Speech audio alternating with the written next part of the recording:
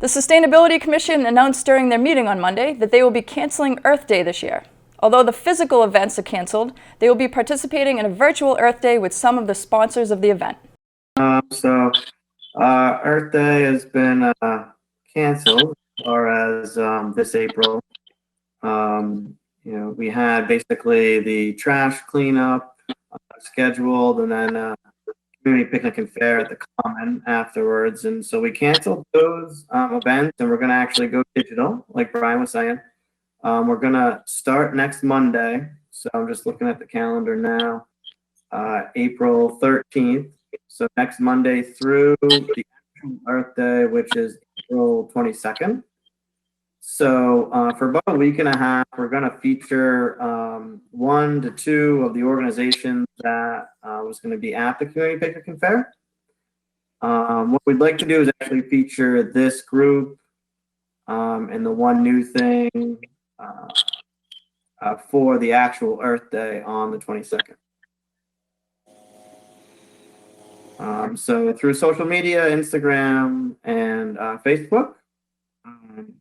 Link up on the website as well, but we would like to feature this group on actual Earth Day. The Sustainability Commission's next meeting will be on May 11th, but the various subcommittees on the board will be meeting and discussing their business throughout the month of April. The Board of Selectmen convened inside Memorial Hall Tuesday night. Due to the COVID-19 pandemic, a few weeks ago the board voted to postpone the local town elections and seek advice on a rescheduled date. The board approved its new date for the local town election, which is now June 8th, 2020. Town Manager Tony Mizuko explains some added measures being looked into to ensure the safety of the voting residents. So we don't know that that's going to be the date, but if we set it, at least we can get that out there, and it's easier to tell people this is the date, and then if it changes, we can tell them the date changes, as well as the notification. One other operational challenge we think we've worked out a way to have, assuming we have an election on June 8th, sort of what we're calling a no-touch election. So for those folks who are going to have to come in person, because currently as the laws stand, we still have to allow people to come in and vote on election day. We think we can arrange the logistics in a way that you can come in, you'll be provided with some PPE, perhaps your own pen, go in and vote, and there should actually not be any need to have any contact between the staff that work the voting polls and folks coming in to vote.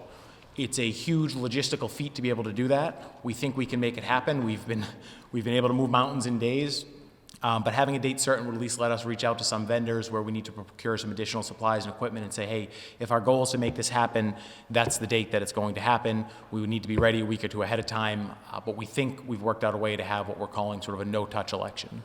Also, the board held a show cause hearing for Hibachi Steakhouse, who closed its doors a few months back. They have been given an extension into June to find a suitor for their liquor license.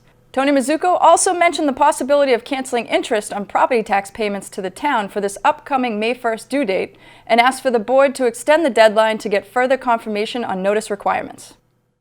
In relation to not charging interest on property tax payments that are due on May 1st, we've discussed that we do want to do it. The Division of Local Services just this afternoon sent out a circular talking about the notice requirements to do it, and they've changed substantially, and there was a cost to the way we do it before. We actually think those notice requirements are better.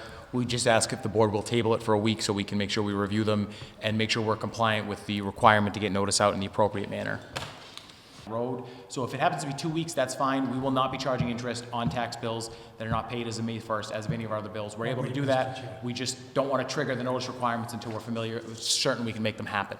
The Board of Selectmen will meet again on April 21st. The school committee met virtually on Wednesday night. Maya Bodenhofer and Chair Teresa Stewart discussed with the committee a possible special education reserve fund that could help balance the costs of out-of-district placements. The fund would need to be approved by town meeting. The committee also discussed the updated Memorandum of Understanding, which included COVID-19 emergency procedures and compensation. The school committee will meet again on Wednesday at 7 p.m. Wednesday night, the Community Preservation Committee met after having 2 months off.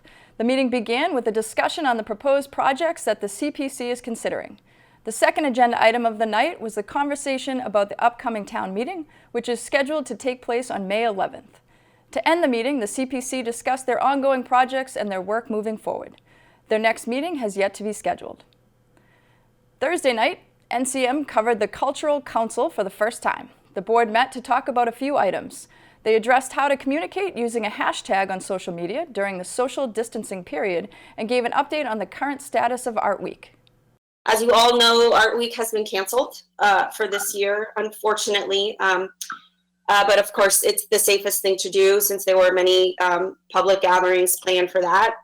Just a quick note about that is that it was really exciting to see so many people jump in and be willing to participate this year, sort of on short notice, but the excitement was there, and we're really looking forward to next year and doing something, and now we have more time to plan. The Cultural Council usually meets on the first Monday of each month. For complete government coverage, tune into the NCM Government channel or watch it on demand at norwoodcommunitymedia.org.